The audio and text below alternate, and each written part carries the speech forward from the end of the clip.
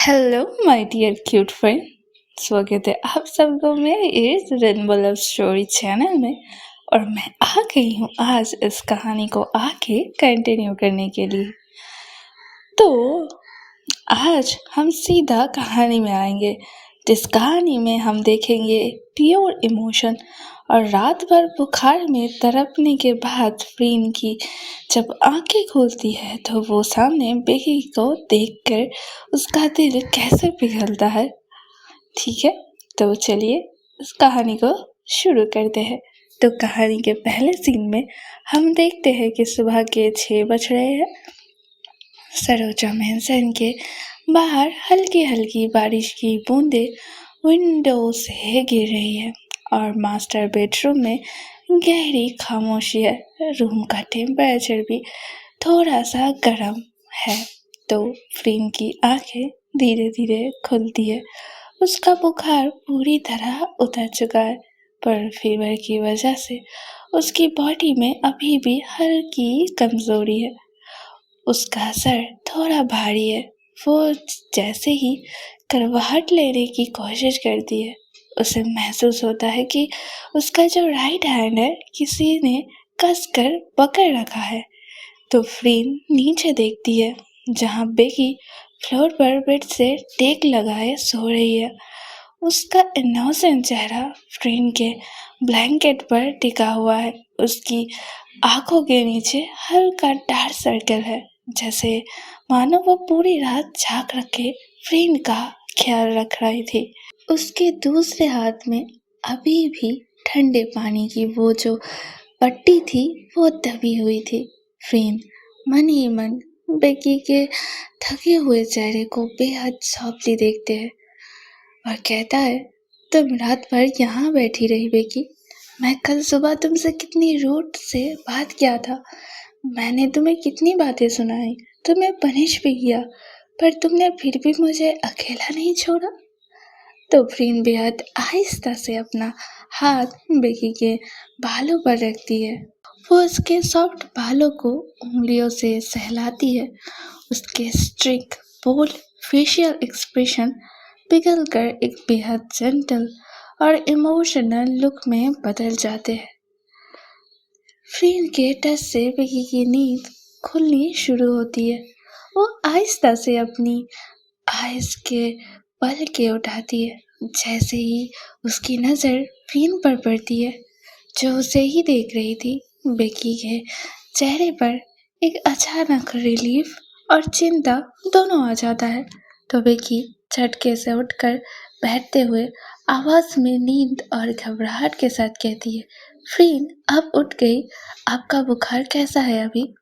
तो बेकी बिना कुछ सोचे समझे अपना राइट हैंड फ्रीन के फोरहेड पर रखती है, चेक करने के लिए। दोनों की स्किन टच होती है और एक सेकंड के लिए पूरे रूम में एक अजीब सा इलेक्ट्रिक स्पार्क और साइलेंस छा जाता है। तभी की रिलीफ के साथ कहती है, थैंक गॉड टेम्परेचर नॉर्मल है। रात के 2 बजे तक आपका बॉडी आग की तरह चल रहा था। मैं तो बहुत डर गई थी। तो फ्रीन बेकी के हाथ को अपने फोरहेड पर ही रहने देती है। उसकी आंखें बेकी के आंखों में जाती है और कहती है, तुम रात भर सोई नहीं?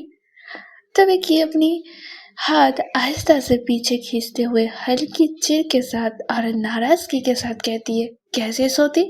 आपने कल सुबह मुझे वार्निंग दी थी ना कि मैं सिर्फ आपकी एक मेड हूँ और अपनी लिमिट में रहूं। पर जब आप बुखार में बड़बड़ा रही थी और मेरा हाथ पकड़कर अपनी माँ को याद करके कहती थी, मुझे अकेला मत छोड़ना, ऐसा बोल रही थी, तब मैं आपको छोड़कर कैसे जाती? तो फ्रेंड की आंखें शौक से बड़ी हो जाती है। उसका ईगो और उसकी वॉल एक सेकंड में टूटने लगती है। वो नज़र झुका लेती है और थोड़ी ब्रोकन आवाज में कहती है, मैंने ऐसा बोला था?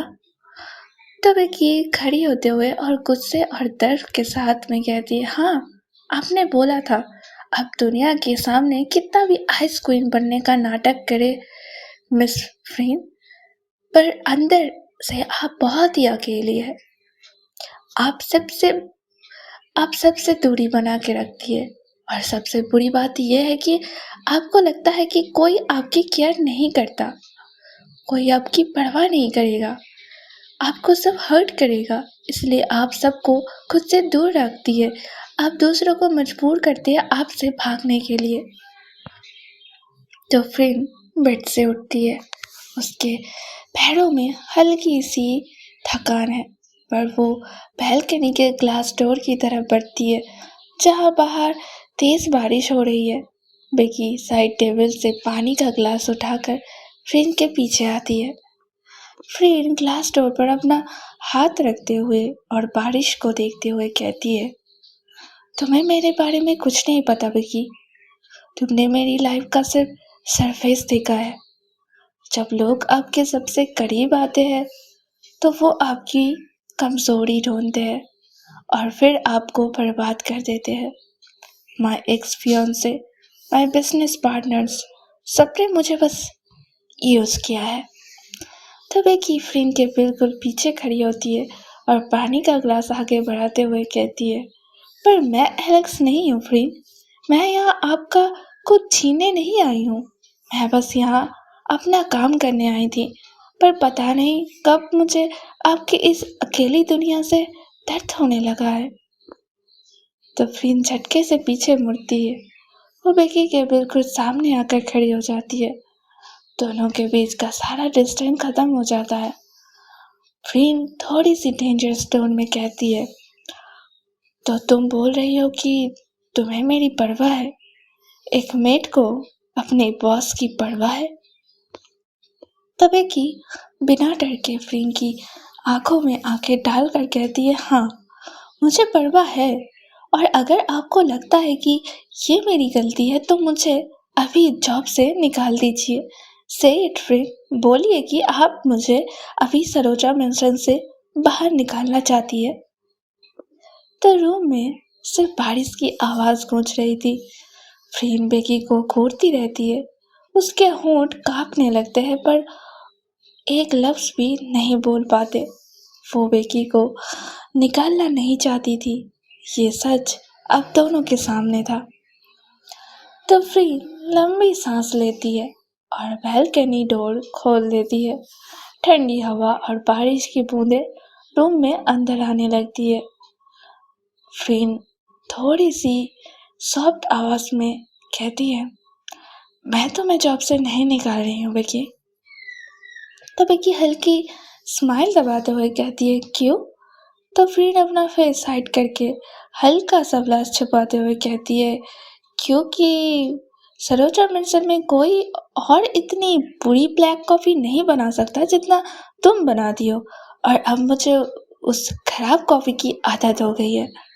तो फ्रेंड चौंक कर और अपनी हंसी रोकते हुए कहती है, क्या? What what? मेरी कॉफी बुरी होती है? मैं कल से आपके लिए और भी कड़वा जूस बनाऊंगी, फिर पता चलेगा। तो फ्रेंड के चेहरे पर एक मिली सेकेंड के लिए एक खूबसूरत सी स्माइल आती है। ये शायद पिछले 5 सालों में पहली बार था जब फ्रेंड सरोजा बिना किसी मास्क के हंस रही थी। बेकी फ्रेंड के उस स्माइल को देखती रह जाती है और बेकी मन ही मन कहती है, अब हंसती हुई कितनी खूबसूरत लगती है, काश अब ये मास्क हमेशा के लिए हटा दे, ये रूड बनने की, ये आइस क्वीन बनने की। तो दूसरे सीन में हम देखते हैं कि दोपहर के 12 बज रहे हैं। सरोजा मेंशन में माहौल थोड़ा लाइट हो चुका है।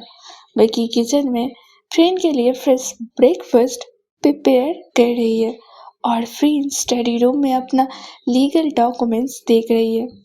तभी मिस्टर शर्मा, जो हेड बल्टर होता है, वो स्टडी रूम का डोर नॉक करते हैं। उसके हाथ में एक पुराना डस्टी वेलवेट बॉक्स होता है। तो मिस्टर शर्मा रेस्पेक्टफुली कहती है, मैम, बैंक के प्राइवेट लॉकर से आपकी लेट मदर की कुछ पुरानी बिलोंगिंग्स आई है। ये बॉक्स उन्होंने आपके 24th बर्थडे के लिए छोड़ा था। तो फिर बॉक्स को देखती है, उसकी आंखें इमोशनल हो जाती है। वो आहिस्ता से बॉक्स को खोलती है। बॉक्स के अंदर फ्रेंड की माँ की एक गोल्ड चेन है और एक हैंड राइटिंग लेटर है। फ्रीन लेटर को खोलती है और पढ़ना शुरू करती है। जैसे जैसे वो लेटर पढ़ती है, फ्रीन के चेहरे का रंग उतरने लगता है। लेटर में लिखा है, माय डियर फ्रीन, अगर तुम ये लेटर पढ़ रही हो तो इसका मतलब है तुम्हारे पास मैं नहीं हूँ। सरोजा फैमिली का बिजनेस जितना दिखता है उससे कहीं ज़्यादा गहरा है। हमारी फैमिली पर एक पुराना कर्ज है और उस कर्ज को चुकाने के लिए एक दूसरी फैमिली की लड़की तुम्हारे घर आएगी। उसकी पहचान उसके गले के छोटे बटरफ्लाई मेडलिन से होगी। फ्रीन, उस लड़की को कभी मत खोना, क्योंकि वही तुम्हारी फैमिली का असली सच और तुम्हारी किस्मत है। तब फ्रीन लेटर पढ़ते ही फ्रीज हो जाती है। वो लेटर को मुट्ठी में कसती है और तुरंत किचन की तरफ भागती है। किचन में बेकी एक शेल्फ से बॉल निकालते हुए ऊपर हाथ बढ़ाने जाती है कि उसकी शर्ट का कॉलर थोड़ा साइड होता है और उसके गले में एक छोटा सा बटरफ्लाई चमक रहा था। तो फ्रीन किचन के डोर पर खड़ी होती है और बेकी के गले में वो मेडलिन को देखकर शॉक होके एकदम से सांस रोक लेती है। तो फ्रीन विस्पर करके कहती है, बेकी तुम? तो क्या है वो राज? क्या आप लोगों को जानना है? अगर जानना है तो थोड़ा इंतज़ार करना पड़ेगा, क्योंकि आज का ये एपिसोड यहीं पे एंड होता है।